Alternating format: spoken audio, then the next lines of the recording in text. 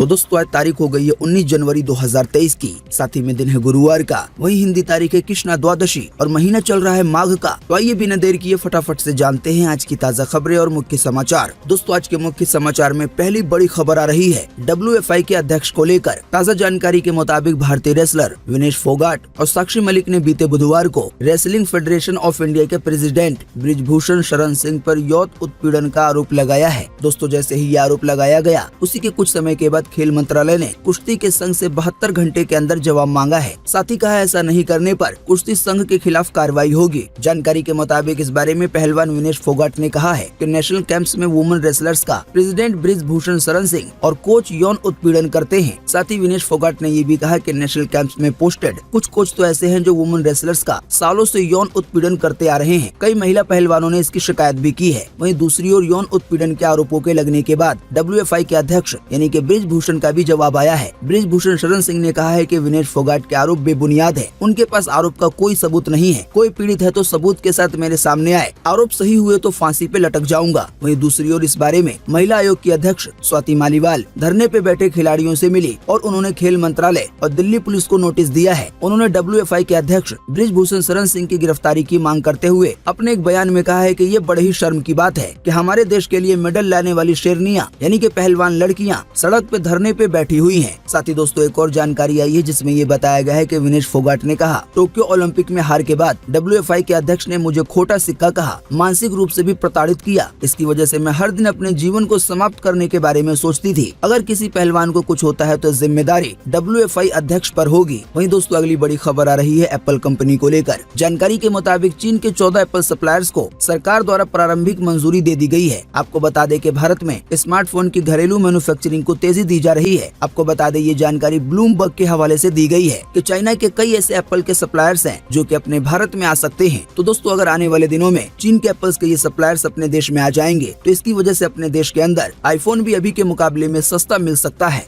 वहीं दोस्तों अगली बड़ी खबर आ रही है मथुरा को लेकर। जानकारी के मुताबिक मथुरा के वृंदावन में स्थित बांके बिहारी मंदिर के प्रस्तावित कॉरिडोर को लेकर हंगामा चल रहा है। कहा जा रहा है कि ये कॉरिडोर काशी विश्वनाथ धाम की तर्ज पर होगा। मंदिर के आसपास 5 एकड़ भूमि का अधिग्रहण होना है। इसमें करीब 300 मंदिर और आवासीय भवन आ रहे हैं। 200 से ज्यादा इमारतों की सर्वे रिपोर्ट बनाकर मार्किंग भी हो चुकी है। अब जिनकी इमारतों पे मार्किंग हुई है वही लोग सड़क से लेकर सुप्रीम कोर्ट तक कॉरिडोर का विरोध कर रहे हैं। दोस्तों बात यह है कि इस कॉरिडोर के बनने से अगर मंदिर के आसपास की 5 एकड़ की जमीन ली जाती है और उस पर अगर कंस्ट्रक्शन का काम होता है तो बताया गया है वहाँ पे पहले से ही 300 मंदिर है और कई सारे आवासीय भवन है और कई सारी दुकानें भी हैं। इसी की वजह से यहाँ के लोगों को ये चिंता सता रही है कि अगर कॉरिडोर को बनाया गया तो आसपास के जो आवासीय भवन है उनको तोड़ा जाएगा और जो छोटे मोटे मंदिर हो सकता है उनको भी तोड़ा जाए। इसी मामले में 200 से ज्यादा इमारतों की सर्वे रिपोर्ट बनाकर मार्किंग की जा चुकी है। यानी कि इन इमारतों के पास कंस्ट्रक्शन का काम हो सकता है कॉरिडोर बनाने के लिए। जाहिर बात है इसी की वजह से उस 5 एकड़ की जमीन में जो भी लोग आते हैं अब उन्होंने कॉरिडोर बनने के खिलाफ हंगामा करना शुरू कर दिया है। इस बारे में लोगों का आरोप है कि वृंदावन के मूल स्वरूप से खिलवाड़ किया जा रहा है। अभी हाल ही में विरोध में यहाँ पे 36 घंटे बाजार को बंद रखा गया। लोगों ने सीएम योगी को खून से चिट्ठियां भी लिखी हैं। हालांकि दोस्तों इस बारे में संसद में हेमा मालिनी ने कहा है कि इस कॉरिडोर से किसी मथुरा या वृंदावन में रहने वाले को तकलीफ नहीं होगी, पर इसके बावजूद भी बहुत सारे लोग इसका विरोध कर रहे हैं। असल में दोस्तों वहाँ के लोगों का ये कहना है कि जब वहाँ पे कॉरिडोर बनाया जाएगा तो अभी जो वहाँ पे गलियां हैं या जिस भी तरह का मोहल्ला या जिस भी तरह की कॉलोनी बनी हुई है तो उसका नामो निशान मिट जाएगा। हालांकि दोस्तों ये अलग बात है कि जब कॉरिडोर बन जाएगा तो उस समय का नजारा भी बिल्कुल अलग होगा। बताया गया कॉरिडोर बनने के बाद यहाँ पे बहुत अच्छा खुला क्षेत्र मिलेगा। साथ ही में जूता घर बनाया जाएगा, परिक्रमा की जगह बनाई जाएगी, सामान घर बनाया जाएगा, पीने वाले पानी की अच्छे से व्यवस्था की जाएगी। साथ ही में बच्चों के देखभाल के लिए जगह बनाई जाएगी, चिकित्सालय बनाया जाएगा, VIP कक्ष बनाया जाएगा, पूजा सामग्री की दुकानें भी बनाई जाएंगी। हालांकि जैसा कि हमने आपको बताया वहाँ के लोगों का कहना है कि अगर पूरे इस एरिया को नए तरीके से बनाया जाएगा तो अभी जो गलियां बनी हुई हैं और एक जमाने से जो वहाँ के कई स्थान कई चीजों की पहचान है वो खत्म हो जाएंगी। इस बारे में वहीं के रहने वाले अलौकिक शर्मा ने बताया है कि वृंदावन की पहचान अन्य तीर्थ स्थलों से अलग है। यहाँ भगवान कृष्ण और राधा रानी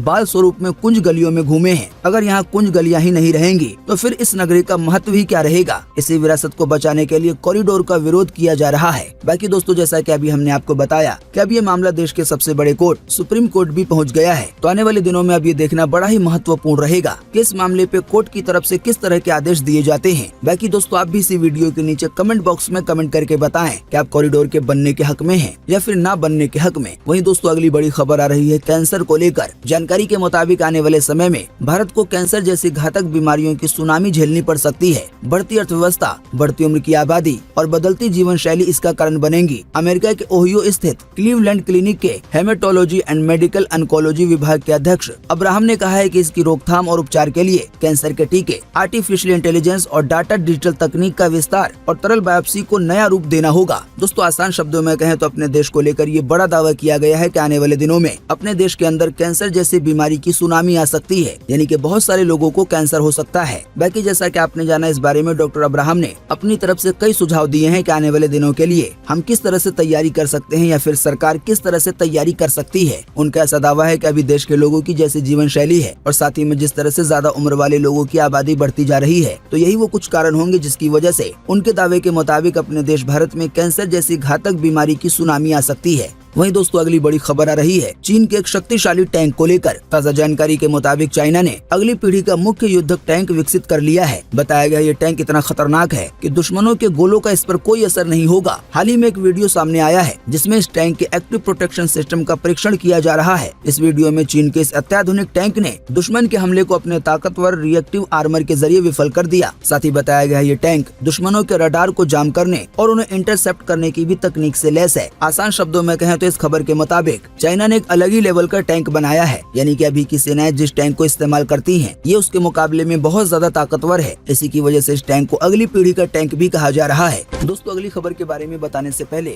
आइए इनाम की घोषणा करते हैं। आप में से जो लोग नहीं जानते उन्हें सबसे पहले बता दें, अपने इस चैनल यानी कि सब कुछ सीखो जानो पर एक इनामी ऑफर शुरू किया था, जिसके तहत हमने अपने व्यूअर्स से कहा था कि जो भी यूजर हमारे मुख्य समाचार को बिना भगाए शुरू से अंत तक देखेगा, साथ ही में लाइक करेगा और व्हाट्सएप और फेसबुक वगैरह पे शेयर करेगा, तो हर गुरुवार के गुरुवार सभी यूजर में से किसी एक यूजर को रैंडमली चुना जाएगा। इनमें से कोई एक इनाम दिया जाएगा। दोस्तों आपको बता दें ये इनामी ऑफर अभी भी आने वाले कई हफ्तों तक चलता रहेगा और हर गुरुवार के गुरुवार इनमें से कोई एक इनाम आप में से किसी एक यूजर को मिलता रहेगा। तो जैसा कि आप और हम जानते हैं कि आज गुरुवार का दिन है, यानी कि आज किसी एक यूजर को इनमें से कोई एक इनाम देने की बारी है, यानी कि आज उसके नाम की घोषणा करनी है। तो इस हफ्ते के लिए हमने जिस यूजर को चुना है उनका नाम ये है, जो कि अभी आपकी स्क्रीन पर दिखाया जा रहा है। वादे के मुताबिक हम अपने इस यूजर को इनमें से कोई एक चीज गिफ्ट करेंगे। साथ ही जब हमारी तरफ से हमारे द्वारा दिया गया इनाम इन तक पहुंच जाएगा तो हम कोशिश करेंगे इनसे कोई वीडियो बनवाएं, ताकि आपको भी पता चल सके कि इनाम किसको मिला है और वो किस राज्य के रहने वाले हैं। तो जिस यूजर का ये अकाउंट है जो कि अभी स्क्रीन पर दिख रहा है, वो हमें इसी वीडियो के नीचे कमेंट बॉक्स में अपना ईमेल आईडी साझा करें,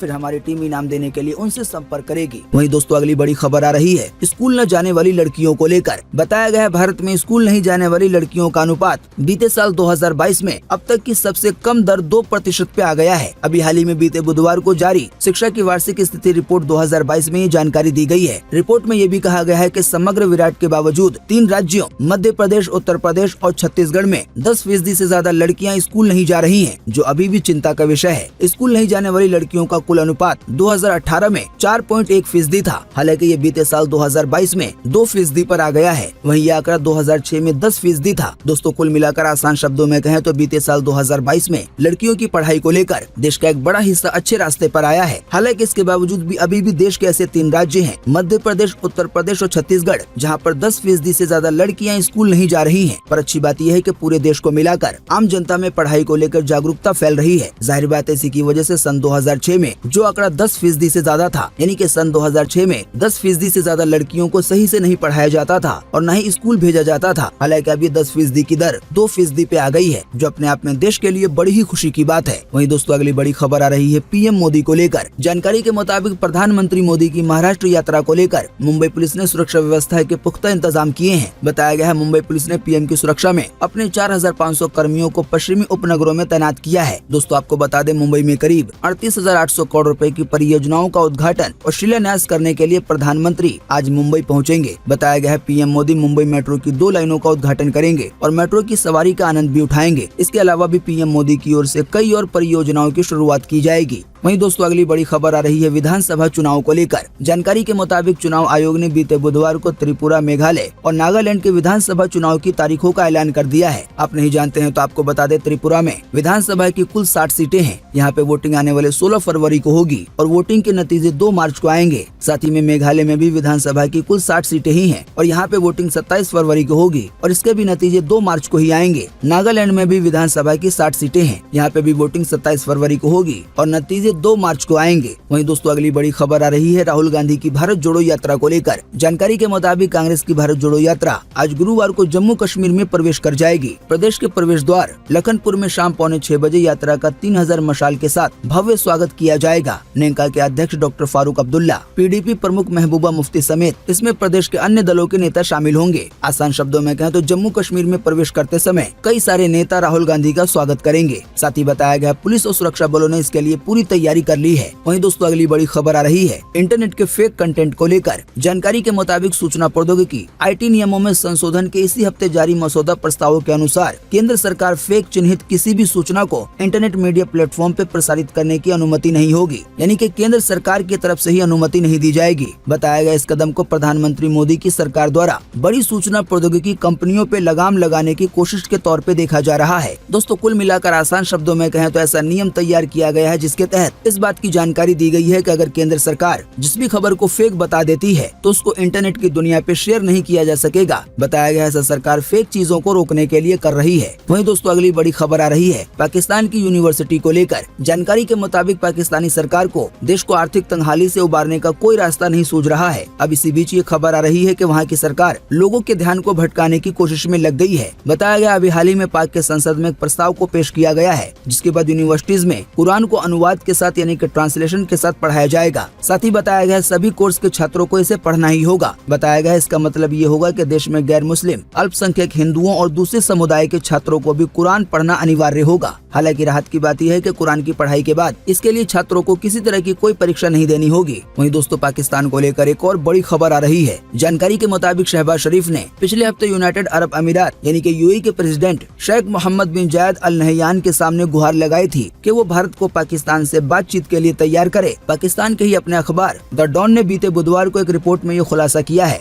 रिपोर्ट के मुताबिक अभी जो पाकिस्तान के प्रधानमंत्री हैं शहबाज शरीफ, उन्होंने UAE के प्रेसिडेंट से कहा था कि आपके भारत और प्रधानमंत्री मोदी से बहुत अच्छे रिश्ते हैं और आप हमारे मुस्लिम भाई हैं, इसीलिए भारत को हमसे बातचीत के लिए तैयार करें। तो दोस्तों पाकिस्तान को लेकर रिपोर्ट के मुताबिक ये एक बड़ी खबर सामने आ रही है जिसमें ये कहा गया है कि पाकिस्तान के प्रधानमंत्री ने खुद ये कहा है कि उनकी बातचीत अपने देश यानी कि भारत से करवाई जाए। वहीं दोस्तों अगली बड़ी खबर आ रही है मौसम समाचार को लेकर। जानकारी के मुताबिक देश के कई राज्यों में शीतलहर का दौर जारी है। मौसम विभाग के मुताबिक देश की राजधानी दिल्ली में शीतलहर ने बीते 12 साल का रिकॉर्ड तोड़ दिया है। अभी हाल ही में बीते बुधवार को दिल्ली में शीतलहर का 8वां दिन था, जो बीते 12 सालों में एक महीने में सबसे ज्यादा है। इससे पहले जनवरी 2020 में दिल्ली में 7 दिन तक शीतलहर का दौर रहा था। वहीं कश्मीर में आज गुरुवार से बारिश और हिमपात का अलर्ट जारी किया गया है। साथ ही मौसम विशेषज्ञों के मुताबिक 23 और 24 जनवरी को उत्तर भारत में एक पश्चिमी विक्षोभ सक्रिय होगा।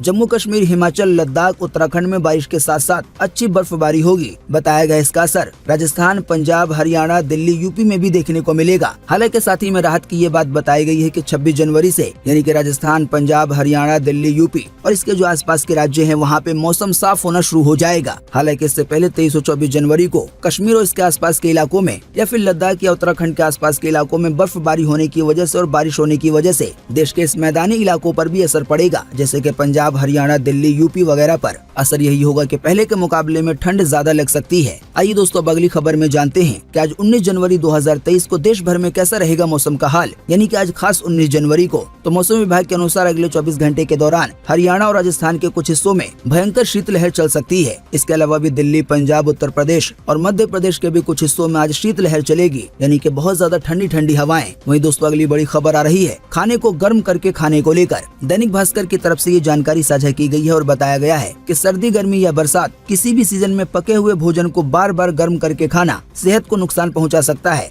सर्दियों में खासकर लोग अधिक क्वांटिटी में खाना तैयार कर लेते हैं, फिर इसे रूम टेम्परेचर पर ही कई घंटे रखते हैं और जरूरत के हिसाब से बार बार गर्म करके खाते हैं। बताया गया इस बारे में डाइटिशियन डॉक्टर विजय श्री प्रसाद बताती हैं कि ऐसा करने से न केवल न्यूट्रिशन कम होता है बल्कि कुछ फूड टॉक्सिक भी हो जाते हैं। बताया गया कच्चे चावल में बैक्टीरिया के सेल्स होते हैं और अगर चावल पकने के बाद इसे रूम टेम्परेचर पे रखा जाए तो 24 घंटे के बाद इसमें बैक्टीरिया पनपने लगते हैं और ये बैक्टीरिया टॉक्सिक पदार्थ बनाते हैं जो जाहिर बात है सेहत को नुकसान पहुंचाता है। साथ ही कहा गया है जब दोबारा चावल को गर्म करते हैं तो बैक्टीरिया खत्म हो जाते हैं लेकिन टॉक्सिसिटी खत्म नहीं होती है। साथ ही बताया गया दोबारा गर्म किया हुआ चावल या दाल खाने से फूड पॉइजनिंग तक हो सकती है, इससे डायरिया भी हो सकता है। साथ ही बताया गया है कई बार लोग दूध को उबाल के रख देते हैं और जब जरूरी होता है तब उसे गर्म करते हैं। हालांकि बताया गया ऐसा करने की वजह से उसमें मौजूद प्रोटीन कम हो जाता है। कई लोग बार बार हाई टेम्परेचर पे दूध गर्म करते हैं जिससे न्यूट्रिएंट्स भी नष्ट हो जाते हैं। इसके बारे में डॉक्टर विजय श्री बताती हैं कि 2 बार से ज्यादा दूध को गर्म नहीं करना चाहिए। ध्यान रखें कि बार बार दूध उबालने में कई तरह के एसिड्स भी निकलते हैं जो सेहत के लिए ठीक नहीं होते हैं। बाकी दोस्तों आप ज्यादा जानकारी के लिए डॉक्टर की सलाह ले सकते हैं या आप चाहें तो दैनिक भास्कर की तरफ से ये जो आर्टिकल साझा किया गया है आप इसे भी पढ़ सकते हैं। इसका लिंक अभी आपको अपनी स्क्रीन पे दिखाई दे रहा है। वहीं दोस्तों अगली बड़ी खबर आ रही है कोचिंग सेंटर्स को लेकर। जानकारी के मुताबिक राजस्थान की सरकार ने कोचिंग के लिए नई गाइडलाइन जारी कर दी है। इसके तहत प्रदेश भर में जिला स्तर पे कोचिंग निगरानी समिति का गठन किया जाएगा। इसमें पुलिस प्रशासन के साथ साथ अभिभावकों और डॉक्टर्स को भी शामिल किया जाएगा। बताया गया ये लोग लगातार नजर रखेंगे कि गाइडलाइन के उल्लंघन पे संबंधित कोचिंग सेंटर के खिलाफ कार्रवाई की जा रही है या नहीं। साथ ही बताया गया छात्रों की शिकायत के लिए ऑनलाइन पोर्टल बनाया जाएगा। इसकी निगरानी मुख्यमंत्री स्तर पर की जाएगी। साथ ही बताया गया कंपटीशन और पढ़ाई के दबाव के चलते छात्र काफी ज्यादा परेशान हैं। पिछले कुछ समय में काफी छात्रों ने आत्महत्या भी कर ली है। इसीलिए छात्रों की समस्या को दूर करने के लिए कोचिंग गाइडलाइन तैयार की गई है। इसमें छात्रों की पढ़ाई की व्यवस्था में सुधार के साथ साथ उनकी मानसिक स्थिति को बेहतर बनाने पे काम किया जाएगा। बताया गया कोचिंग संस्थान और अभिभावकों के पास छात्रों के आवास का पता और मोबाइल नंबर होना जरूरी होगा। साथ ही बताया गया हॉस्टल और पीजी सुविधाओं के आसपास पुलिस का गश्त करना जरूरी होगा। साथ ही बताया गया पुलिस थाने में छात्र छात्राओं के लिए अलग से हेल्प डेस्क बनाना होगा। साथ ही बताया गया नए कोचिंग सेंटर खोलने से पहले ये देखना जरूरी होगा कि आसपास में कोई शराब या नशीला पदार्थ की बिक्री नहीं होती हो। साथ ही एक और बड़ा नया नियम लागू किया गया है कि जो कोचिंग सेंटर्स हैं कि वो टेस्ट के रिजल्ट को पब्लिश नहीं कर सकेंगे। साथ ही ये जानकारी दी गई है कि कोचिंग सेंटर को फेल होने पे ये बताना होगा कि छात्रों के लिए दूसरा करियर ऑप्शन कौन सा है। साथ ही बताया गया एक बार कोचिंग में एडमिशन लेने के बाद अगर कोई छात्र वहां से निकलना चाहे तो उसे शेष अवधि की जमा फीस 10 दिन में लौटानी होगी। दोस्तों आसान शब्दों में कहें तो अगर ज्यादा दिन की फीस दे दी गई है और अगर छात्र बीच में ही कोचिंग को छोड़ना चाहता है तो बाकी के पैसे वापस करने होंगे, यानी कि जितने दिन बचे हुए हैं। वहीं दोस्तों अगली बड़ी खबर आ रही है देश की पहली रैपिड ट्रेन को लेकर। जानकारी के मुताबिक देश की पहली रीजनल रैपिड रेल पहली बार 105 किलोमीटर पर आवर की रफ्तार से दौड़ी। गाजियाबाद से दुहाई स्टेशन के बीच 9 किलोमीटर में इतनी तेज स्पीड का इसका पहली बार ट्रायल हुआ। इससे पहले ये ट्रेन 25 किलोमीटर प्रति घंटे की स्पीड पे चलाई गई थी। हालांकि एनसीआरटीसी का कहना था कि इसके फाइनल ट्रायल रन की डेट जल्द घोषित की जाएगी। बताया गया आने वाले मार्च के महीने से इसे शुरू किया जाएगा और ये देश की पहली रैपिड ट्रेन होगी। बताया गया रैपिड रेल आकर्षक और आधुनिक डिजाइन के साथ बनाई गई है। साथ ही बताया गया इसमें रीजनरेटिव ब्रेकिंग सिस्टम लगाया गया है जिससे बिजली पैदा होगी और ये इस तरह की अपने देश में पहली ट्रेन है। वहीं दोस्तों अगली बड़ी खबर आ रही है शाहरुख खान की पठान मूवी को लेकर। जानकारी के मुताबिक बॉलीवुड एक्टर शाहरुख खान की फिल्म पठान 25 जनवरी को रिलीज होने वाली है। फिल्म की ग्रैंड रिलीज से पहले मेकर्स ने एक नई मार्केटिंग स्ट्रेटेजी अपनाई है। कहा जा रहा है कि फिल्म की रिलीज से पहले शाहरुख खान, दीपिका पादुकोण और जॉन अब्राहम कोई भी इंटरव्यू नहीं देंगे ताकि कोई बखेड़ा खड़ा ना हो। वहीं दोस्तों अगली बड़ी खबर आ रही है उर्फी जावेद को लेकर। जानकारी के मुताबिक उर्फी जावेद इस समय बीजेपी महिला मोर्चा की प्रदेश अध्यक्ष चित्रा वाघ के साथ विवाद को लेकर चर्चा में है। दरअसल कुछ दिन पहले बीजेपी नेता चित्रा ने उर्फी के खिलाफ पुलिस में शिकायत दर्ज करवाई थी। उन्होंने उर्फी जावेद पर आरोप लगाते हुए कहा था कि उर्फी मुंबई की सड़कों पे न्यूडिटी फैलाती है, यानी कि नंगापन। इस शिकायत के बाद उर्फी ने भी बीजेपी नेता चित्रा के खिलाफ महाराष्ट्र महिला आयोग में शिकायत दर्ज करवाई थी। हालांकि अब इस मामले में महाराष्ट्र राज्य महिला आयोग ने मॉडल की सुरक्षा की मांग करने को कहा है, यानी कि ये कहा है कि उर्फी जावेद को सुरक्षा दी जाए। वहीं दोस्तों अगली बड़ी खबर आ रही है बीजेपी नेता शहनवाज हुसैन को लेकर।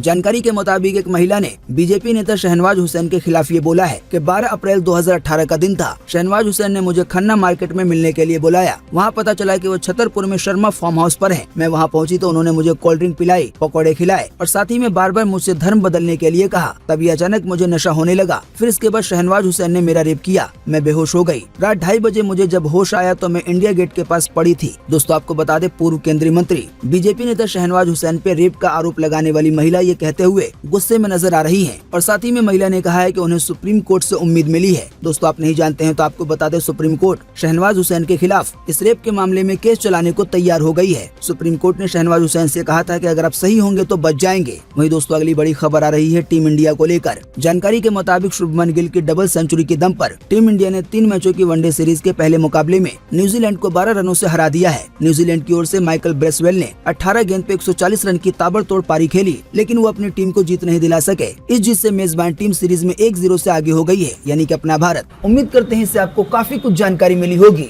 हम बस इसके बदले में आपसे इतना ही चाहते हैं कि आप इस वीडियो को लाइक कर दें और शेयर कर दें, क्योंकि आपका लाइक और शेयर करना ही होता है हमारी मेहनत का फल। वीडियो देखने के लिए आपका बहुत बहुत धन्यवाद। Thanks for watching.